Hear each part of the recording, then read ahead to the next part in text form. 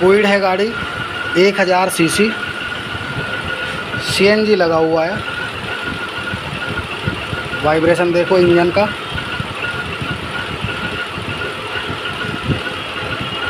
अभी AC of है, AC on करो।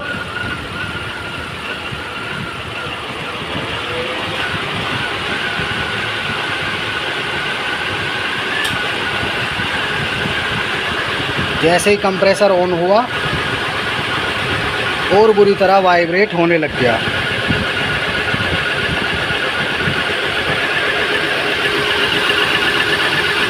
फैन ऑपरेट है।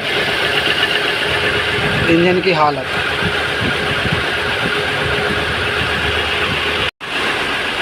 ऑन पेट्रोल है ये। AC ऑफ कर दो।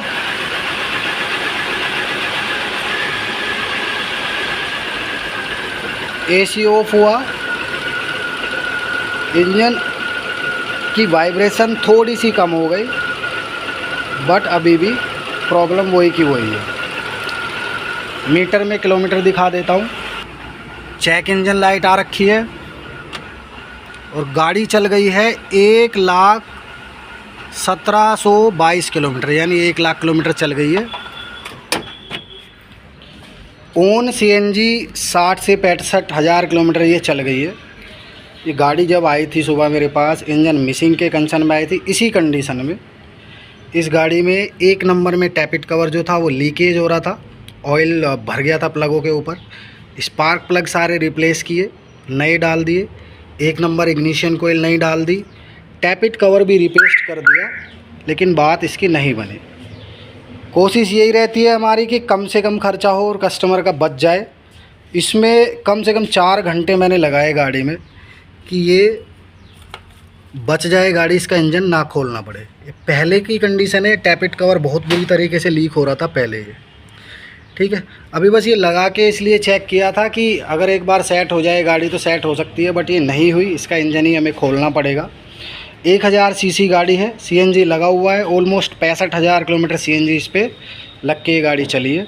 अब इसको खोलते हैं फटाफट, इसमें क्या कमी आई है, क्योंकि इतनी बुरी तरह वाइब्रेशन है इंजन में। AC ऑन पे तो चलती ही नहीं है, 100 मीटर चलते ही गाड़ी बंद हो जाती है। तो इसको खोल लेते हैं फटाफट सारे को, फिर इसके बाद देखते हैं क्या निकलता है। ये इंजन ऑयल इसमें से निकला है और मुश्किल से 1.5 लीटर के आसपास होगा। 1 लीटर इंजन ऑयल इसमें कम हो गया है, ठीक है। एक तो ये देखो चारों तरफ देख रहे हो, ऑलमोस्ट लीकेज ही लीकेज है इसमें, ठीक है। ऊपर से टैपिट कवर भी लीकेज था, इस वजह से हो सकता है कि इंजन ऑयल कम हो गया हो। टाइमिंग कवर, ऑयल सम, टैपिट कवर सारी चीज़ खोल के, टाइमिंग किट भी खोल दी, हेड असेंबली भी बाहर निकाल दी है। अभी यहाँ दिखाओ इंजन की हालत देखो, टॉर्च ऑन है, आगे दिखाओ। यहाँ देख रहे हो क्या हालत है अंदर से इंजन की। ये हालत बिल्कुल बहुत ज़्यादा ख़राब है। कार्बन डिपॉजिट देखो कितना ज़्यादा होके रखा हुआ है इस पर, देख रहे हो। एक बार पेचकस लेता हूँ, अभी देखना आप। ये देख रहे हो कितना कार्बन डिपॉजिट होके रखा है। ये कंबंसन प्रॉपर ना होने की वजह से है। ये देखो, ये इसके ऊपर जम गया है ये कचरा। ऐसे ही ये इस सिलेंडर में हो रहा है। इसको दिखाऊंगा एक एक करके, और इसमें तो बहुत ज़्यादा हो रहा है। स्लीव वगैरह कट गई हैं सारी। ये तो ब्लॉक असेंबली का हो गया, इसको जब खोलूँगा पूरे को तब दिखाऊंगा। अभी हम हेड असेंबली पे चलते हैं जो हमने खोल लिया है। ये है हेड गैस्केट, इसमें ऐसी कोई कमी नहीं दिखी, ना कूलेंट उठाने की ना वैसी कुछ, ये तो ठीक है। अभी मैं दिखाता हूँ आपको वाल की क्या कंडीशन है। तो ये हेड का फेस पूरा ठीक है। अब यहाँ से देखो सही सही, एक ये 2 नंबर सिलेंडर है, ये हल्का सा सही काम कर रहा है। ये 3 नंबर सिलेंडर है, बिल्कुल ख़त्म ही है। देखो कार्बन सीट भी, इसके वाल जो है अंदर को धस गए हैं सारे। और ये 1 नंबर है, ये भी वाल धसे पड़े हैं। मतलब पूरा ब्लॉक जो है, हाइड जो है बिल्कुल ख़त्म हो गया है। ये पूरा वाल सील, सीट गाइड वगैरह का सारा काम कराऊंगा। पता कैसे चलता है, ये देख रहे हो यहाँ हल्का सा गैप, ये डाउन हो गया है यहाँ से, इसकी सीटें डाउन हो गई हैं वाल की। ये देखो यहाँ पर, ये अंदर यहाँ से घुस गया है ये, ठीक है। ये देखो दोनों वालों में फ़र्क देखो, इनटेक के ही हैं दोनों, सॉरी एग्जॉस्ट के ही हैं दोनों, और इनमें फ़र्क देखो। ये देखो फ़र्क देख लो, यहाँ देखो फ़र्क। तो ये सिलेंडर तीनों ही कमज़ोर हो गए हैं। पिस्टन भी मैंने दिखाई दिए हैं, बिल्कुल हालत ख़राब है। खोल के पूरा हेड का काम करवाएंगे इसका। कर लेते हैं कैथोलिक है कि नहीं है। हाँ है, इसके अंदर बढ़िया साफ़ सफाई बढ़िया भी है और टूटा फूटा भी नहीं है, बिल्कुल ठीक है। इसका पुराना वाला ही निकला है, वो कैसे कंफर्म कर सकते हैं हम? ये पुराना वाला टाइमिंग एडजस्टर, ठीक है। तो ये टाइमिंग को भी हम चेंज करने वाले हैं क्योंकि 1 लाख चल गई है और टाइमिंग का भी शेड्यूल होता है 1 लाख किलोमीटर का। और इस बार तो हेड के बोल्ट मैंने खोलते टाइम ही चेक कर लिए थे। लास्ट गाड़ी में स्टार्टिंग प्रॉब्लम का इशू था तो उसमें सारे वाल के जो हेड के जो बोल्ट थे वो ब्रेक हो रखे थे, हल्के हल्के खिंच गए थे। वो हेड का बोल्ट टाइट करते टाइम टूट गया था, इसलिए बोल्टों को देखना बहुत ज़रूरी है। तो टाइमिंग भी चेंज करेंगे भाई। तो अभी ये 2 नंबर पिस्टन है, देखो इसका, देख रहे हो आवाज़, ये प्रॉब्लम कर जाते हैं बाद में, ठीक है। अभी 1 नंबर लो इसका, ये वाला ऊपर लो टॉप पे। तो अभी ये 3 नंबर लिया है इसका, देखो साउंड इसमें भी है, प्ले भी ज़्यादा है। अभी 1 नंबर ले लेते हैं, चलो चलो चलो चलो, बस रुक जाओ। इसमें 1 नंबर में थोड़ा है, इसमें कम है, लेकिन आवाज़ इसके अंदर भी है। फोकस बनाओ, हाँ ठीक है। तो तीनों पिस्टन वगैरह भी खोलेंगे क्योंकि काम एक बार होना चाहिए, जेन्युइन होना चाहिए। बार बार इंजन का काम होता नहीं है। 1 लाख किलोमीटर चल गई है तो हाफ इंजन करने का कोई फ़ायदा नहीं है। इंजन को करेंगे जो 1 लाख 1.5 लाख के लिए बढ़िया से चले दोबारा। सीएनजी पे 50 से 60 हज़ार चल जाए, 70 हज़ार भी चल जाए बहुत होता है, क्योंकि ये इंजन सीएनजी के लिए बने हुए नहीं हैं। और आपने देखा होगा जितने भी इंजन मैंने खोले हैं वो सब के सब सीएनजी पे खुले हैं। एक आधे इंजन पेट्रोल पे ऐसा हुआ होगा जिसमें एबनॉर्मल साउंड आ गया या गलती से किसी ने तोड़ ताड़ दिया, टाइमिंग चेन टाइम पे चेंज नहीं करा और वाल बैंड हो गए तब। नहीं तो आज तक जितने भी हैं सीएनजी वाले। खोल लेते हैं इसे फटाफट, फिर भेजते हैं खरादिया पे।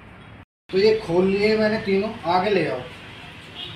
डिपॉजिट देखो इस पर कितना है, बहुत ज़्यादा हालत ख़राब है। मतलब भाई साहब का मुझे लग रहा है कि कम से कम 10,000 किलोमीटर से ऐसे ही चला रहे हैं गाड़ी को। हल्के हल्के से इस पर वो आ गई है मार्किंग पिस्टनों पे, ठीक है। अगर ये चलने लायक हुए तो हम इनको चलाएंगे, ऐसा नहीं है कि बदलेंगे। स्लीव देखो, इसके कनेक्टिंग रोड बेरिंग देखो, अंदर दाग आ गए हैं तो ये तो चेंज ही करेंगे हम। और पिस्टनिंग तो रिप्लेस होते ही हैं। साथ में इसमें देखो, इसमें दिखाओ नीचे, ये देखो ये दाग आ गया है इसमें, ठीक है। और ये भी पिस्टन भी ऐसे ही है, सेम तीनों पिस्टनों की सेम कंडीशन है। यहाँ ले आओ, अब बोर स्लीव दिखाओ, लाइनिंग देखो बोर स्लीव में, इसमें दिखाओ पहले। ये देखो ये लाइनिंग देख रहे हो इसमें, यहाँ पे नीचे ये तो ये बोर स्लीव कट गया है, ये यहाँ भी दिखाओ सही से। ये तो ये बोर स्लीव भी हम इसमें नहीं डालेंगे। और इंजन की हालत देखो कितनी गंदी हो रखी है।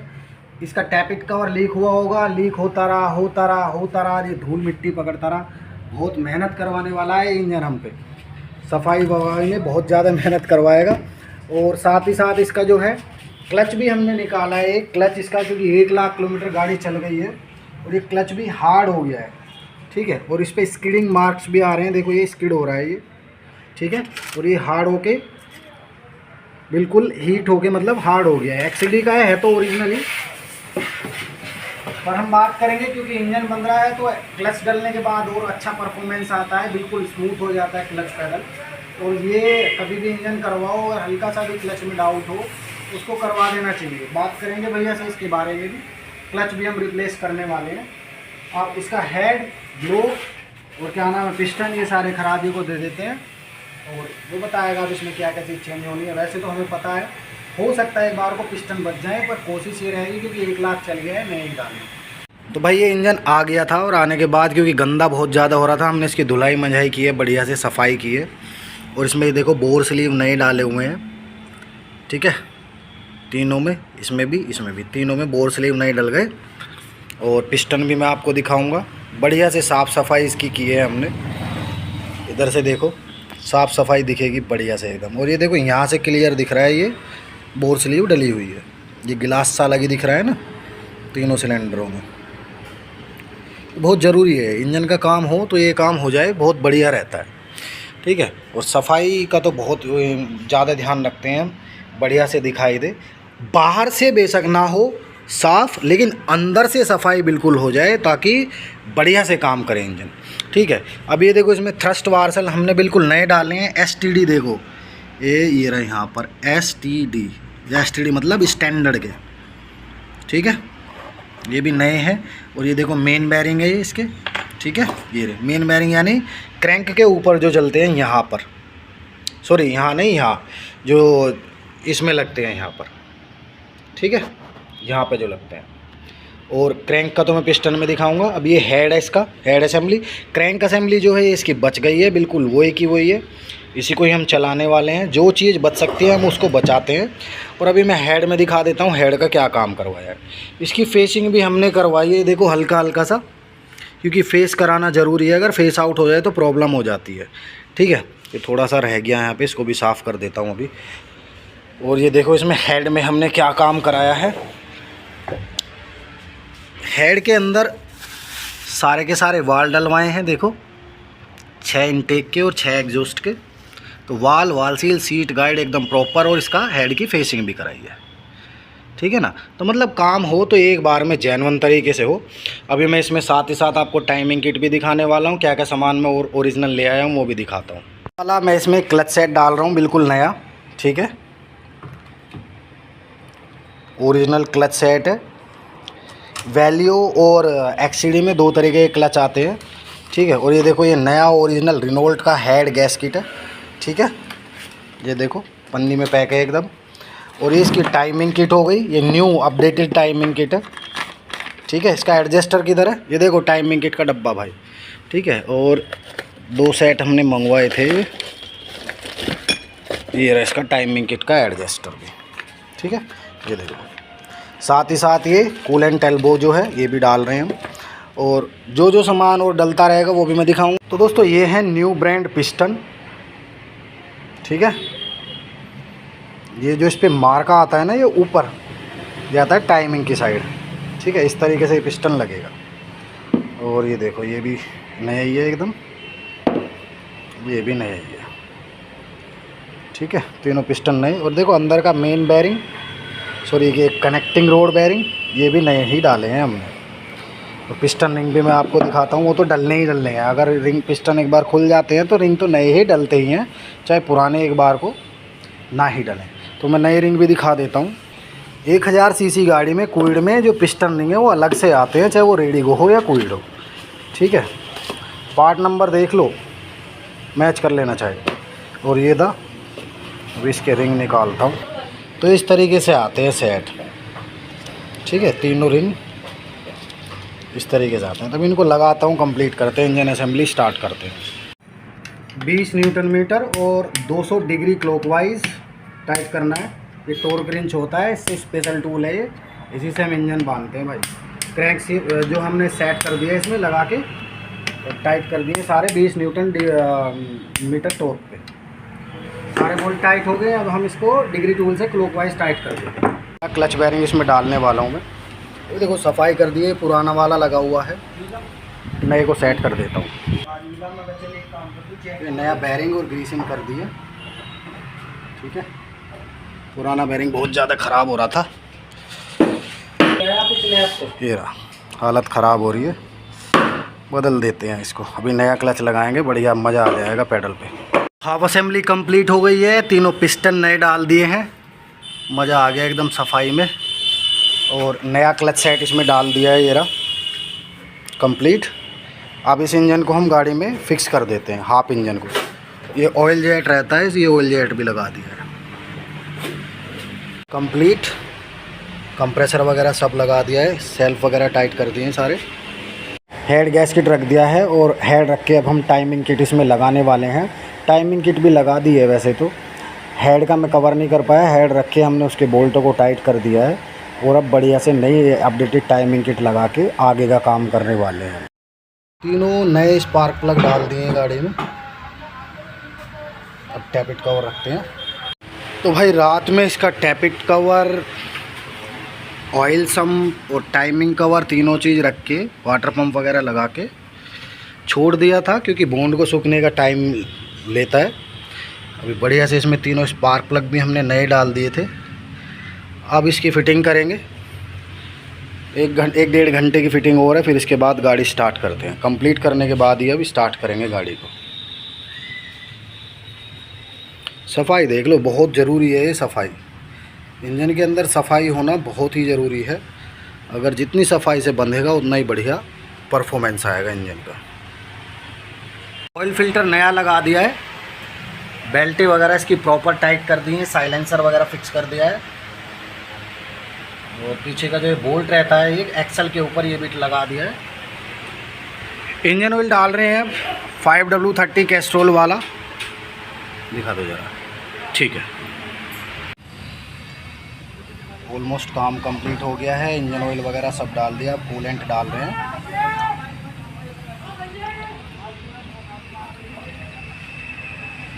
4.5 लीटर क्वांटिटी होती है। कूलेंट पूरा करके गाड़ी को बस अभी स्टार्ट करने जा रहे हैं। गाड़ी हो गई है एकदम शांत स्टार्ट, ठीक है। और ये सीएनजी पे है भाई, अभी गाड़ी पेट्रोल पे स्टार्ट हो गई, सीएनजी पे ऑटोमेटिक कन्वर्ट हो जाती है और एकदम बढ़िया स्टार्ट है। पहले तो इंजन पूरी बुरी तरह धड़ ऐसे काँप रहा था ये, अभी एकदम सेट है। अब इसका एक बार कूलेंट टेम्परेचर चेक कर लेते हैं, फ़ैन ऑटोमेटिक चल रहा है कि नहीं चल रहा है, सब चीज़ें देख के फिर गाड़ी का रोड टेस्ट वगैरह करते हैं। क्लच वायर भी गाड़ी में नई डाल दी है इसमें, ठीक है, पूरा क्लच का सेट ही नया डाल दिया।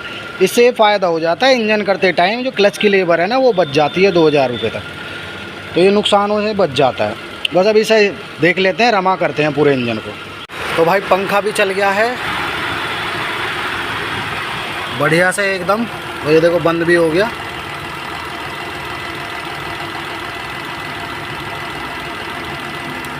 और मीटर में एक बार देख लेते हैं लाइट लुइट है कि नहीं है। तो मीटर की तरफ आ जाते हैं। मीटर में कुछ नहीं है भाई, एकदम शांत है गाड़ी, अब बिल्कुल 0 होगी लाइट। बस अब इसको रमा होने देते हैं थोड़ी देर तक गाड़ी को, 2-3 घंटे, फिर उसके बाद गाड़ी को करेंगे रोड टेस्ट बढ़िया से। काम एक नंबर और जेन्युइन होता है ना जब, तो फर्स्ट टाइम में ही काम सेट हो जाता है। चलो फिर अभी इसका रोड टेस्ट करेंगे। इसमें डिग्गी वायर भी डालनी है, डिग्गी के सोकर तो डाल ही दिए हैं, और 2 एक छोटे मोटे काम थे इसमें। इग्निशन कोयल एक डली है, आपको पता ही होगा, ये वाली डाली थी हमने। चलो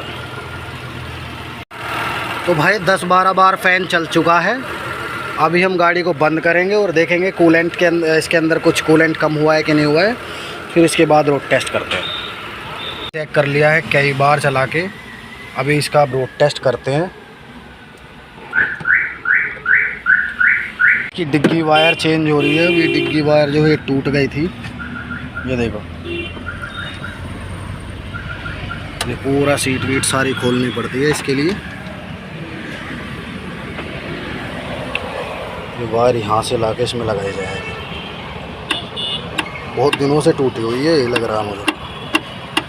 चलो डिग्गी वायर बदलवा देते हैं। वाइपर ब्लेड भी ये ख़राब है, देखो छोड़ रहा है बीच बीच में, वाइपर ब्लेड भी हम बदल देते हैं। नया वाइपर ब्लेड डाल दिया है इसमें, बढ़िया हो गई है। तो भैया ही चला रहे हैं, मैं तो एक्चुअली रोड टेस्ट कर रहा था, तो गाड़ी चलाते टाइम वीडियो बना नहीं पाया। और अभी खुद भैया ही आए हैं गाड़ी चलाने के लिए, जिनकी गाड़ी है, और कर रहे हैं रोड टेस्ट। तो अभी गाड़ी का रोड टेस्ट तो हम ले आए हैं, और भैया की गाड़ी है, रिजवान भैया हैं, सेक्टर 31 नोएडा से ही।